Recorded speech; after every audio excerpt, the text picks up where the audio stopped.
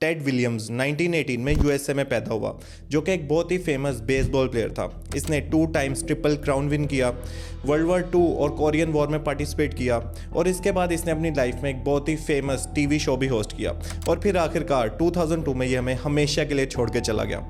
या शायद नहीं गया, पता नहीं। एक्चुअली इसकी बॉडी को एक स्पेशल टेक्निक क्रायोनिक्स के जरिए प्रिजर्व किया गया, इस उम्मीद में कि इसकी डेथ के एक्चुअल कॉजेज जिसकी ट्रीटमेंट आज तो पॉसिबल नहीं है, लेकिन मे बी फ्यूचर में ह्यूमैनिटी इतने एडवांस लेवल पे पहुंच जाए कि इन डेथ कॉजेज को भी बीट कर दे। उस टाइम इसकी प्रिजर्व बॉडी को निकाल के इसे फिर से जिंदा किया जा सके। क्रायोनिक्स की साइंटिफिक बेस क्या है और इस टेक्नोलॉजी को यूज करने वाली सबसे बड़ी कंपनी एल्कर किस तरह से काम करती है, आइए इस वीडियो में देखते हैं।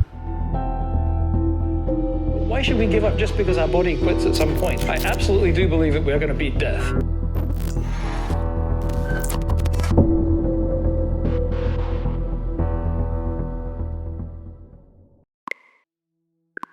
मेडिकल में लीगल डेथ उस टाइम डिक्लेयर होती है जब हार्ट बीट बंद हो जाए और उसे आज के अवेलेबल किसी भी मेथड से रीस्टोर ना किया जा सके। लेकिन लीगली डेड होने के बाद भी ऑर्गन्स को इरिवर्सिबल डैमेज होने में कुछ टाइम लगता है। अगर मैं ब्रेन के एग्जांपल लूँ तो जैसे ही हार्ट ब्लड को पंप करना बंद करता है तो ब्लड ब्रेन तक नहीं पहुँच पाता, जिसकी वजह से ब्रेन के सेल्स डेड होना शुरू हो जाते हैं और 4 से 6 मिनट के बाद ब्रेन इतना डैमेज हो जाता है कि अब इसकी रिकवरी इम्पॉसिबल हो जाती है। इसी तरह ये टाइम पीरियड डिफरेंट ऑर्गन्स के लिए डिफरेंट है। अगर इस टाइम विंडो में बॉडी को लो टेम्परेचर पे स्टोर कर दिया जाए तो बॉडी के केमिकल रिएक्शंस बहुत ही स्लो हो जाते हैं, जिसकी वजह से ऑर्गन्स का परमानेंट डैमेज होने का प्रोसेस किसी हद तक पॉज किया जा सकता है। अगर हम इस स्टडी को देखें तो एक रिएक्शन जिसको नॉर्मल बॉडी टेम्परेचर जो कि 37 डिग्री है कंप्लीट होने में 6 मिनट लगते हैं, लेकिन उसी रिएक्शन को -196 डिग्री पे जो कि एक बहुत ही लो टेम्परेचर है 100 सेक्सटिलियन ईयर्स लगेंगे, 10 raise to the power 23 years. लेकिन दोस्तों इतने कम टेम्परेचर पे जो हमारे बॉडी सेल्स हैं वो फ्रीज होने की वजह से अपनी शेप लूज कर देते हैं, जिसकी वजह से फ्यूचर में बॉडी का हेल्दी रिवाइवल चैलेंजिंग हो सकता है। यहीं पे इंट्रोड्यूस होता है क्रायोनिक्स का प्रोसेस, जिसमें बॉडी को डेथ के फौरन बाद कुछ ऐसी टेक्निक्स और इस होप के साथ प्रिजर्व किया जाता है कि फ्यूचर में इसको सेफली रिवाइव किया जा सके। क्रायोनिक्स को क्रायो प्रिजर्वेशन भी बोला जाता है और पूरी दुनिया में अभी टोटल 5 से 6 कंपनीज हैं जो कि इस टेक्नोलॉजी पे काम कर रही हैं, लेकिन इन सब में सबसे बड़ी है एक American non profit organization Alcor life extension. अगर बात करें एल्कर के क्रायो प्रिजर्वेशन प्रोसेस की, तो अगर कोई भी अपनी बॉडी को प्रिजर्व करवाना चाहता है तो सबसे पहले उसे एल्कर का मेंबर बनना होगा और वेबसाइट पर जाके उसे साइन अप करना होगा क्रायो प्रिजर्वेशन के लिए। और currently whole body cryopreservation की कॉस्ट है अराउंड $2 लाख।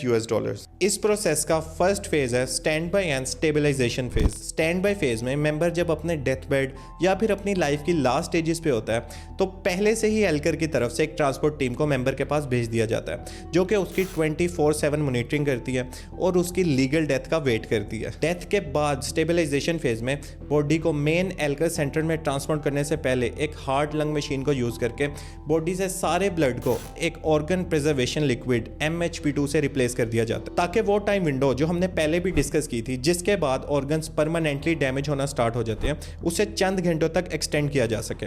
इसके बाद बॉडी को ट्रांसपोर्ट कर दिया जाता है एल्कर के मेन सेंटर में और यहां पे परफॉर्म होता है सबसे critical process cryo protectant perfusion. आप जानते होंगे कि बॉडी टिश्यूज की कंपोजिशन में वाटर की एक मेजर परसेंटेज होती है और लो टेम्परेचर पे वाटर मॉलिक्यूल्स फ्रीज होकर आइस क्रिस्टल्स फॉर्म कर लेते हैं। सेलुलर लेवल पे ये क्रिस्टल्स प्रिजर्वेशन के लिए काफी डेंजरस हैं क्योंकि ये सेल मेम्ब्रेन को स्क्वीज करके परमानेंटली डैमेज कर देते हैं। इसलिए बॉडी को राइटली प्रिजर्व करने के लिए बहुत जरूरी है कि क्रिस्टल्स को फॉर्म होने से रोका जा सके।